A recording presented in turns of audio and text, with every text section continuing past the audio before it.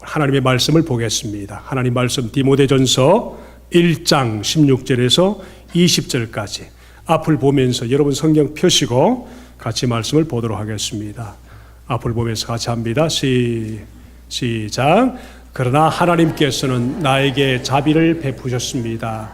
그 뜻은 그리스도 예수께서 끝없이 참아주심으로 한 사례를 먼저 나에게서 드러내 보이심으로써 앞으로 예수를 믿고 영생을 얻으려고 하는 사람들의 본보기로 삼으시려는 것입니다. 영원하신 왕 곧 없어지지도 않고 보이지도 않는 오직 한 분이신 하나님께 존귀와 영광이 영원 무궁하도록 있기를 빕니다. 아멘.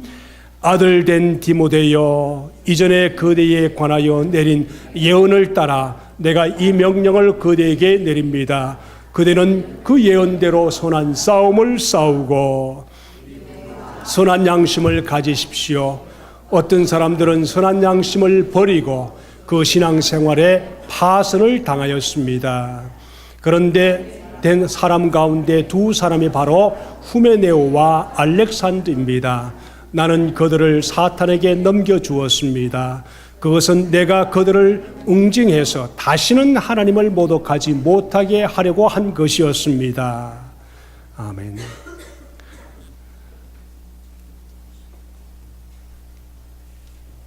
성도들에게 제가 물었습니다. 어떤 성도들이 되기를 원하십니까? 또 어떤 목회자를 만나길 원하십니까? 그럴 때 삶에서 본이되는 말과 행동이 일치하는 성도와 목사를 만나기 원합니다. 그랬어요. 그래서 그렇게 되십시오. 그랬습니다.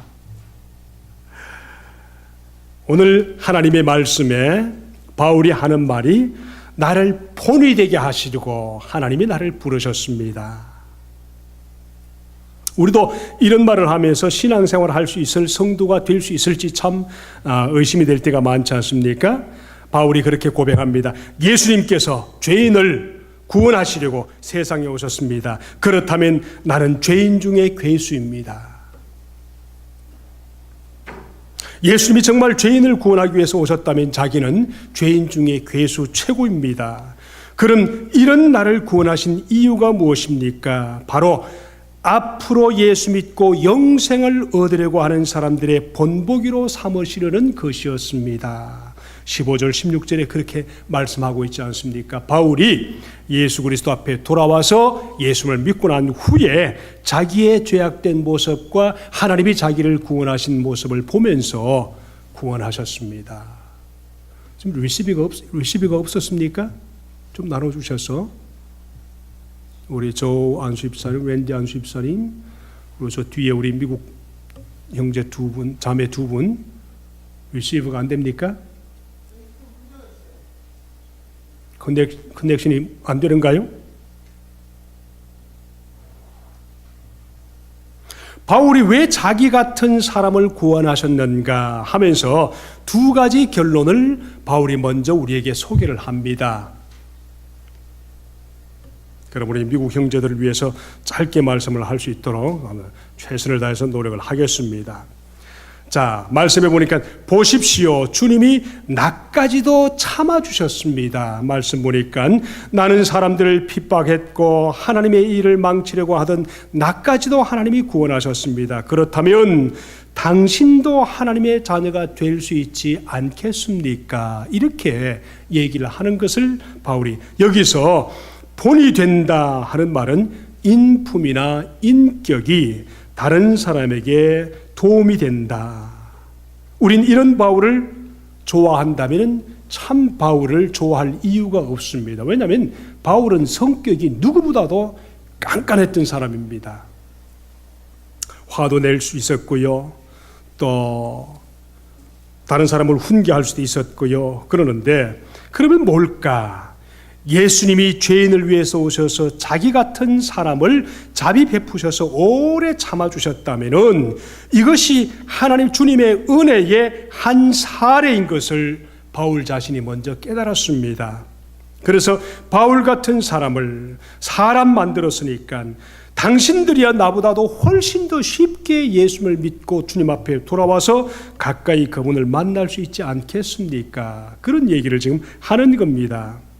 당신들이야말로 나보다 더 쉽게 주님을 만날 수 있지 않겠습니까? 나 같은 사람도 하나님이 은혜 베푸셔서 주님 믿게 하셨는데, 바울이 지금 그렇게 말합니다. 이렇게 말할 수 있는 성도라면 참으로 대단한 성도 아닙니까? 나를 본받으십시오. 바울이 자주 그런 말을 하지 않습니까? 우리도 한번 옆 사람 보고 한번 인사해 보십시다. 당신 나를 본받으십시오.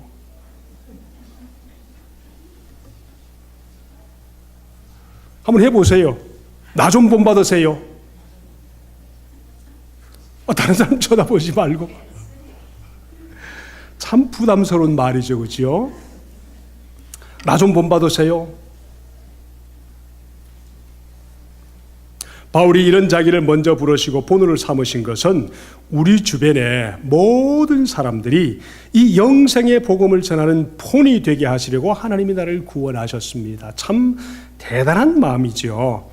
이렇게 생각이 미치니까 그 다음에 마음속에 찬양이 흘러나왔습니다. 나 같은 사람 구원하셔서 하나님이 정말 구원하시고 하나님의 자녀 삼아주시고 본을 삼아주셨는데, 그걸 곰곰이 생각하니까 그 다음 바울의 가슴 속에 차고 넘치는 것이 있었습니다. 그게 뭔지 아세요? 찬송이라고 그랬습니다. 이것을 뭐라고 그래요? 독살러지, 찬송. 독살러지, 이건 영어가 아닙니다, 사실. 독살러지. 라틴어가 되겠죠. 자, 그래서 바울이 왜 하나님이 부르셨습니까? 우리 바울의 마음을 17절 말씀을 다시 보면서 한번 읽어볼까요? 영원하신 왕, 곧 없어지지도 않고 보이지도 않는 오직 한 분이신 하나님께 존귀와 영광이 영원무궁하기를 원합니다. 17절에 그렇게 말씀하셨습니다. 그렇다면 왜 부르셨습니까? 그 말씀을 보면서 찬송하게 하기 위해서 나를 부르셨습니다. 그러셨습니다. 여러분, 정말 여러분이 인생에서 치료받길 원한다면, 여러분의 인생이 정말 주님 앞에서 치유받는 삶을 살길 원하신다면 찬송하십시오. 인생의 목적을 발견하기 원하신다면 찬송하십시오. 인생을 의미 있게 살려고 작정하신 분들은 찬송하십시오. 찬송은 다른 사람을 기쁘시게 하고, 찬송은 다른 사람을 찬송하게 하는 놀라운 은혜가 있습니다. 여러분, 이사야 43장 21절의 말씀 보니까 이 백성은 내가 나를 위하여 지었나니 나를 찬송하게 하려 하심이라 그랬거든요. 그래서 하나님이 우리를 지으신 목적이 뭔가 하면은 하나님 당신을 찬송하기 위해서 그러셨다. 사람이 노래 부르는데 어떤 노래를 부르는가가 참 중요하다는 것은 모두가 다 알고 있는 사실입니다. 슬픈 노래 부르는 사람은 슬프게 인생을 살아갈 수밖에 없습니다. 우리 옛날에 힘들고 어려울 때 어떤 노래 부르는가 하면 울고 넘는 박달재. 아니, 박달재가 안 그래도 높고 힘들은데, 차로 가도 힘들은데 그곳을 울고 넘으니까 얼마나 힘들었습니까? 6.25 사변 이후에 말이죠. 그러다가 우리 한국이 잘 살기 시작할 때가 있었습니다. 그게 언제인지 아세요? 잘 살아보세, 잘 살아보세 하면서 막 그 부르던 새마을 노래를 부르면서 그때부터 한국이 좀 바뀌기 시작했던 것을 저는 기억합니다. 참 어릴 때 아침에 일찍 눈을 뜨면 제일 먼저 동네에서 들려오는 그 확성기의 노래소리가 뭔가 하면 잘 살아보세, 잘 살아보세. 근데요, 제가 어린 눈에도 그것을 보니까요, 그 노래를 들으면서 사람들이 꿈틀거리기 시작했습니다. 잘 살아야지. 그래, 맞아, 잘 살아야지. 제 어린 마음에도 사람들이 꿈틀거리기 시작했고, 제 마음속에도 뭐가 있었는가 하면 그래, 잘 살아야지. 정말 잘 살아야지. 근데 문제는 잘 사는 것이 목적이 되어서 수단 방법 가리지 않고 잘 살다 보니까 참 문제가 많이 생겼습니다. 그런데 찬송은 부르면 부를수록 나 자신의 삶과 그 목적과 의미를 함께 바꾸어 가기 때문에 바울이 말씀하는 이 놀라운 찬송을 하게 하려 하심이니라. 이 말씀을 들을 때 정말 우리가 온전한 찬송을 한다면 목적도 발견합니다. 의미도 찾습니다. 우리 인생의 용기도 얻습니다. 이것을 주님께서 은혜 가운데 우리를 부르신 이유라고 말씀하셨습니다. 네 백성은 내가 나를 위해서 지었나니 나를 찬송하게 하려 하심이니라 그러셨습니다. 여러분, 신앙생활 한다면 찬송이 좋아야만 합니다. 아멘 아멘. 오랫동안 신앙생활 나는 노래와 관계없어요 그런 분이 많거든요. 근데 그런 사람일수록 어디를 잘 가는 줄 아세요? 세상 노래 부르기 위해서 노래방에 얼마나 자주 가는지 모릅니다. 여러분, 잘 살기 위해서 만약 하루를 시작하면서 찬송이 넘친다면 마음에 감사가 있을 겁니다. 평안이 있을 겁니다. 성령께서 함께 하시는 은혜가 있을 것입니다. 우리가 지금 배우고 있는 디모데 전후서를 보면은 이것을 소위 말하는 바울의 생애의 마지막 성경책들이다 그렇게 말씀을 하고 있습니다. 바울이 마지막에 우리 성경을 쓰면서 근데 여전히 바울의 마음속에는 하나님의 은혜가 있었습니다. 주님 만나는 그 순간까지 하나님의 은혜가 있었는데 그게 뭔가요? 주님께서 나를 구원하신 놀라운 은혜에 감격하며 살면서 복음을 전하기 위한 본이 되는 삶이 자기의 삶이다. 두 번째, 나를 구원하신 놀라운 그 하나님을 바라보면서 찬송하고 싶은 그 마음이 바울의 마음이었습니다. 그의 생의 최후의 순간이 다가옴에도 불구하고 바울의 마음을 지배하고 있었던 것은 하나님의 은혜예요. 그것 때문에 했다는 겁니다.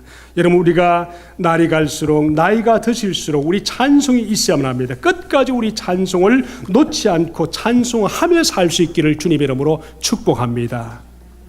끝까지 찬송하십시오. 그러면서 이제 18절 말씀에 넘어가면은 뭐라고 말씀하면 우리도 아들 디모데요. 그렇게 바울이 부르면서 디모데에게 하는 말씀이 있습니다. 18절 말씀 볼까요? 18절 시작. 아들 디모데여, 이전에 그대에 관하여 내린 예언을 따라 내가 이 명령을 그대에게 내립니다. 그대는 그 예언대로 선한 싸움을 싸우고 믿음과 선한 양심을 가지십시오. 중요한 얘기니까 다시 한번 읽어보십시다. 시작. 이전에 그대에 관하여 내린 예언을 따라 내가 이 명령을 그대에게 내립니다. 그대는 그 예언대로 선한 싸움을 싸우고 믿음과 선한 양심을 가지십시오. 그래서 오늘 제목이 믿음과 선한 양심입니다. 여러분, 여기에서 예언이라고 말할 때 디모데가 더 정확하게 말하면 어떤 예언인가 하면은 앞날을 바라보는 어떤 예언들이 아니고 점쟁이 예언이 아니고 여기서 말하는 목사 안수를 디모데가 받을 때 함께 모인 12 제자들을 통해서 성도들 앞에서 부탁받고 디모데가 앞으로 해야 할 일들을 어떻게 감당할 것인가 하는 것들을 훈계받았는데 그때 그 예언을 말합니다. 다시 말하면은 오늘 신학생들을 왜 신학교에 보냅니까? 글쎄, 우리 이전도사님이 그렇게 찬송 인도를 잘하는 건 오늘 처음 알았네요. 그죠? 우리 교회에서 처음 인도하는 거죠?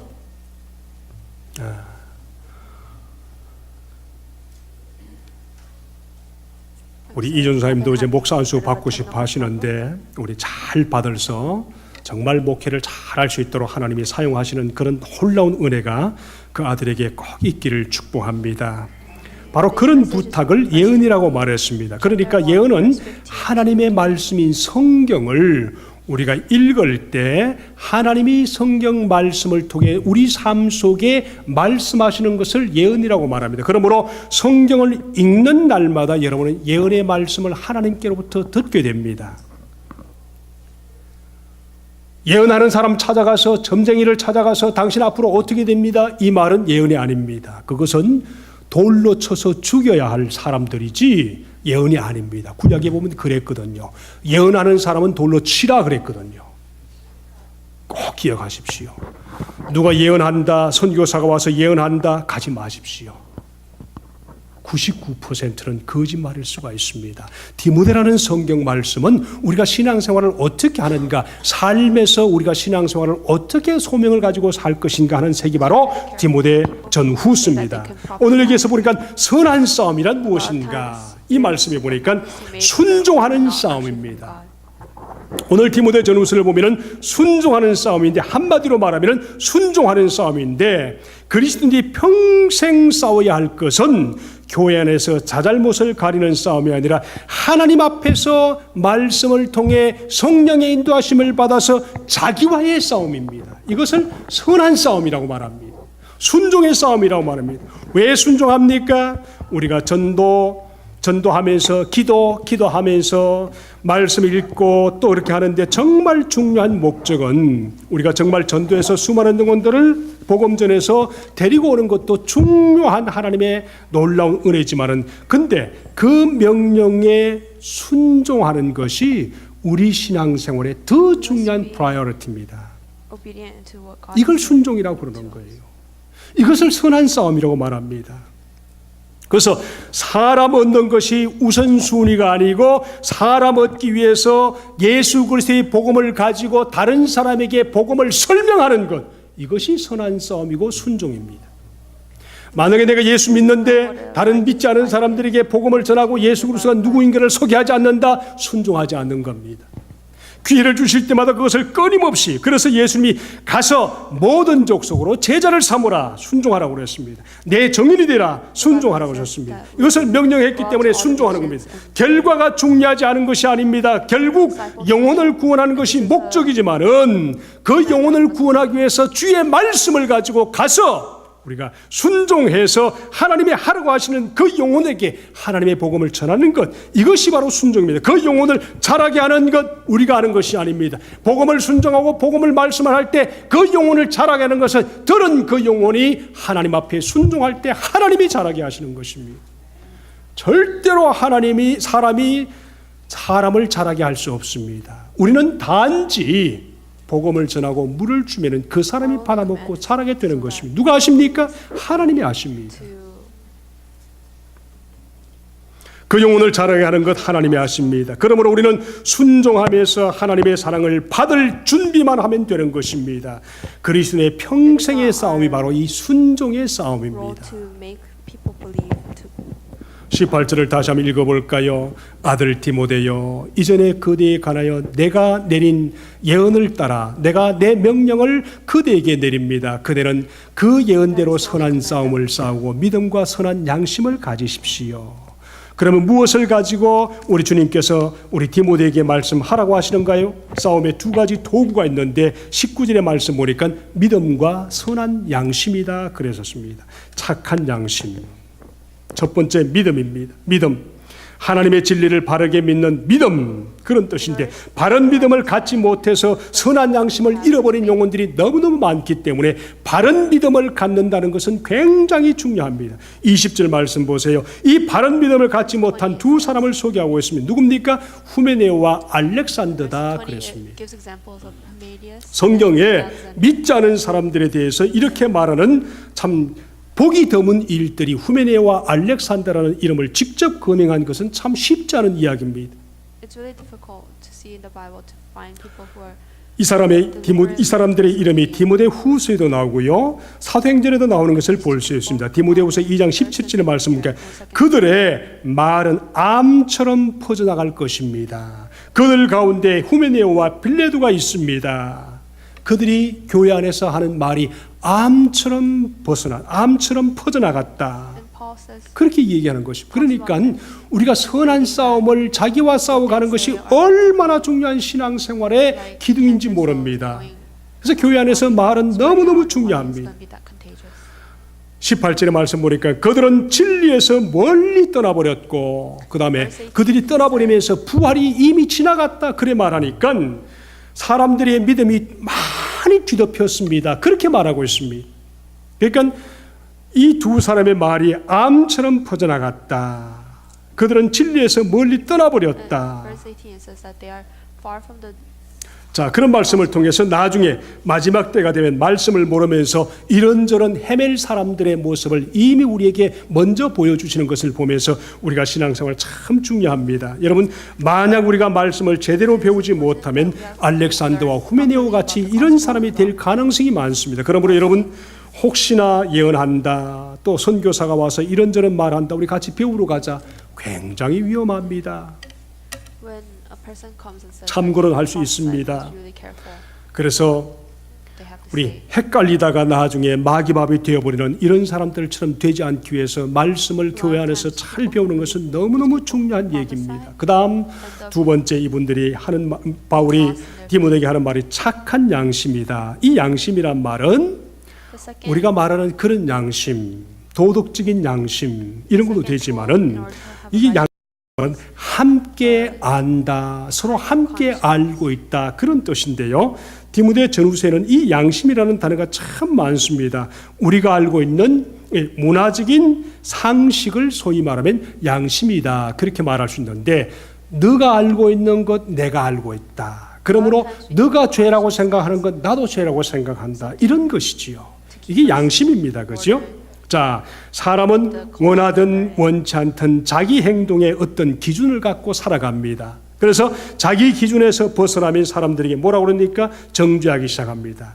그 기준이 사람마다 다를 수는 있지만은 시대마다 다르고 지역마다 다르고 나라마다 다릅니다. 그럼에도 불구하고 흔들릴 수 없는 어떤 공통점이 있습니다. 이것에서 벗어나면 당신은 잘못입니다, 그렇게 말할 수가 있다는, 이것이 바로 뭔가 하면은 우리는 문화적인 본능이다, 그렇게 말합니다. 이것을 성경이라고 얘기를 할 수 있고요. 문화적인 본능을 우리 하나님께서 말씀하시는 그런 제2의 말씀이다, 그렇게 말씀하십니다. 그러나 더 중요한 양심은 온 세상에 하나님이 우리에게 말씀하시는 계시의 양심, 하나님의 말씀입니다. 계시의 양심이 굉장히 중요합니다. 어떤 것이 있을까요? 온 세상이 다 말씀을 몰라도 십계명에서 벗어나지 않으려고 자기 스스로가 발부둥 치는 그런 모습을 볼 수가 있습니다. 나 외에는 다른 신을 섬기지 말라 하는 말씀, 또 간음하지 말라, 이웃을 범하지 말라, 이런 것들은 인간이 세상에 살면서 모두가 가지고 있는 공통적인 도덕적인 양심이고 문화적인 양심입니다. 그러나 그것이 성경에서 왔습니다. 이것을 성경의 계시라, 그렇게 말하지요. 자, 예수님은 유대인들이 믿으면서도 이 하나님의 양심에서 벗어나는 것을 예수님이 뭐라고 말씀하시니 양심의 화인 맞았다, 그렇게 말하거든요. 좀 말씀이 좀 딱딱하고 힘들고 내 마음속에 좀 거치게 들리더라도 용서하시고, 우리가 디모데를 통해서 우리 신앙생활을 바로 맞춰간다는 것은 참 중요합니다. 디모데전서 4장 2절 말씀 한번 여러분 성경으로 읽어보십시오. 자기 양심의 화인 맞아서 외식함으로 거짓말하는 자들이라, 그렇게 소개하고 있지 않습니까? 교회 안에서 그렇게 될 수가 있다는 겁니다. 4장 2절 한번 읽어보세요. 한번 같이 읽어볼까요? 여러분의 성경으로 4장 2절 시작. 그러한 교훈은 그 양심에 낙인 찍혀서 거짓말쟁이 속임수에서 나오는 것입니다. 누굴 얘기하는가 하면 거짓 교사들이 잘못 가르치면서 자기 배 부르게 하려고 찾아온 선교사들을 얘기합니다. 순회 선교사들을 얘기합니다. 가끔 정말 이단들을 보면 아무리 생각해도 불가능한 일들이 그들 속에 일어나는 것을 봅니다. 어떤 교단이 있습니까? 통일교가 있지 않습니까? 그렇죠? 구원파가 있지 않습니까? 참 그들 보면 참 대단한 겁니다. 처음에는 구원 하다가 나중에 어떻게 됐습니까? 이상한 데로 가서 정말 그 세월호 사람 건져서 구원을 강조하던 그 세월호가 나중에는 사업을 하면서 얼마나 엄청난 아픔을 온 세상에 주었습니까? 그렇죠? 정말 그 사람이 예수 믿는 사람이라면은 다른 어떤 누가 방해하더라도 앞에 나서서 내가 잘못했습니다, 정말 미안합니다, 돈에 눈이 멀었습니다, 이렇게 얘기를 하면서 체포돼서 죄값을 백성들 앞에 치러야 원칙이지 않습니까? 그죠? 그들이 정말 화인 맞은 양심이 아니라면 그래 해야 정상이 아닙니까? 근데 숨어서 아직 나오지 않았어요. 제가 혼자 생각하도 어떻게 됐을까? 아마 다른 어떤 사장들이 아마 유병헌 씨를 아마 잡아서 죽였고 파묻었는지도 몰라요, 사실은. 그러니까 안 나타나지요. 진짜 그가 예수 믿는 사람이고 정말 구원받은 성도라면 밖에 나와야지요. 그 많은 사람들을 죽였는데 프랑스로 도망가요? 어떤 사람은 그럽디다. 다른 사장들이 자기도 망할까 봐서 데리고 가서 숨겨놓고 있다. 그런 맞을 수도 있습니다. 어쨌든 그렇다는 얘기입니다. 이게 바로 착한 양심들이란 말이지요.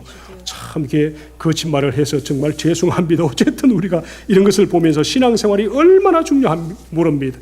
그래서 날마다 주님과 교제하면서 삶의 습관이 얼마나 중요한가. 양심의 선한 이런 모습이 바로 비그리스도인들에게 용납될 수 있도록 우리가 가서 그들을 도와주는 것이 얼마나 중요한지 양심에 대한 얘기가 또 나옵니다. 베드로전서 3장 15, 16절의 말씀 보니까 이렇게 말합니다. 다만 여러분의 마음속에 그리스도를 주님으로 모시고 거룩하게 대하십시오. 여러분이 가진 희망을 설명하여 주기를 바라는 사람에게는 언제나 답변할 수 있도록 준비를 해두는 것이 중요합니다. 안 믿는 사람들이 나에게 와서 당신 왜 예수 믿습니까? 하면은 설명해 줄 준비가 믿는다고 하는 우리 속에 가득 차 있어야 된다는 말입니다. 아멘. 1년이면 충분히 가능합니다. 근데 10년이 돼도 그 한마디 못하는 성도들이 얼마나 많습니까? 그래서 이런 말을 합니다. 그러나 온유함과 두려운 마음으로 대답하십시오. 선한 양심을 가지십시오. 그러하면 그리스도 안에서 행하는 여러분의 선한 양심을 욕하는 사람들이 여러분을 헐뜯는 그 일로 부끄러움을 당하게 될 것입니다. 믿는 자들의 선한 양심이 얼마나 중요한지 모릅니다. 은혜가 안 돼도 참 미안합니다. 어쩔 수 없습니다. 믿음, 선한 양심을 팔아버리는 두 사람이 왜 성경에 이렇게 자주 등장할까? 디모데후서 4장 14절의 말씀 보니까 그게 또 나옵니다. 구리장색 알렉산더 사업가입니다. 그죠? 그가 나에게 해를 많이 입혔습니다. 주님께서도 그의 행위대로 갚으실 것입니다. 아이고, 이런 얘기를 하고 참 무섭습니다. 이들이 어떻게 되었습니까? 디모데전서 1장 20절 말씀 보니까 나는 그들을 사탄에게 넘겨주었습니다. 무서운 말이지요. 그것은 내가 그들을 엉중해서 다시는 하나님을 모독하지 못하게 하려 하심이라. 그랬었습니다. 그 신앙생활을 바르게 한다는 것, 바른 교회를 만난다는 것, 바른 성도를 만난다는 것 너무너무 중요합니다. 이상하게도 바울 서신에 보면은 사탄에게 내어준다 이 말이 참 많습니다. 심상찮게 참 나오는 것을 말씀합니다. 왜 이런 말을 하면 교회의 순결을 유지하기 위해서 교회를 방해하는 그들 영혼들에게 사탄에게 내어줬다.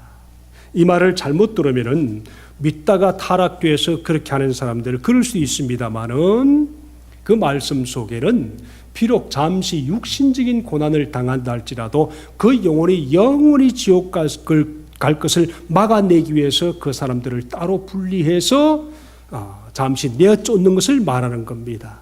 고린도전서 5장 1절의 말씀 보니까 너희 중에 심지어 음행이 있다는 말을 들었으니 이런 음행은 믿지 않은 사람들 중에서도 없는 것이라 누가 그 아비의 아내를 취하였다 하는도다. 뭐라고 그러죠? 이걸 뭐라고 그러죠? 스텝 마더들 이런 걸 얘기하는 거죠. 그때는 뭐 남자가 여러 데리고 살았으니까 그 중에서 이 아들이 못된 짓을 하는 겁니다. 예를 들어서 창세기에 누가 있습니까? 맏아들 르우벤이 자기의 뭐라고 그러죠? 그 스텝마들 중에 한 사람인 야곱의 아내를 취했다가 복을 받지 못한 그런 경우 있지 않습니까? 이것이 그 문화에서 계속 흘러나오는데 오늘도 교회에서 이것이 있다는 말입니다. 그래서 LA에서 어떤 분이 함께 전화하면서 목사님 LA는 소돔과 고무랍니다. 여기는 예외일까요? 아닙니다. 우리 심령도 소돔과 고무랍니다. 주님 앞에 날마다 붙어 있지 않으면 내 마음속에 날마다 소물함 소돔과 고무라가 끊임없이 용솟음치는 것이 내 마음인데 주님 앞에 붙어 있어야만 합니다. 이것을 주님께서 우리에게 말씀하는 겁니다. 4절 5절의 말씀 보니까 주 예수의 이름으로 너희가 내 영과 함께 모여서 우리 주 예수 그리스도의 능력으로 이런 자를 사탄에게 내어 주었다. 이 말씀은 정말 교회에 많은 영혼들을 순수하게 유지하기 위해서 교회를 깨끗하게 하는 것이 참 중요합니다. 이것을 우리 알렉산더와 후메니에요. 여러분 아마 다 아실 겁니다만 한국에 우리 천주교에 나가던 분이라고 제가 들었는데 이분이 남편이 돌아가셨는데 그 신앙생활이 뭐 천주교뿐 아닙니다. 일반 교회도 그럴 수가 충분히 있습니다. 세월호도 그러고 있는데요. 남편이 돌아가셨는데 그 시신을 7년 동안인가 맞는가? 7년이 맞는가요? 7년 동안이나 집에 두고 밥을 주면서 이야기하면서 그렇게 이게 근데 그 아내가 뭔가 제가 처음 듣는 거예요. 지금 아니죠? 처음 들어요? 지나갔어요? 제일 앞에 계시는 우리 집사님, 도집사님 처음 듣는 얘기 아니시죠? 기사로 보셨죠?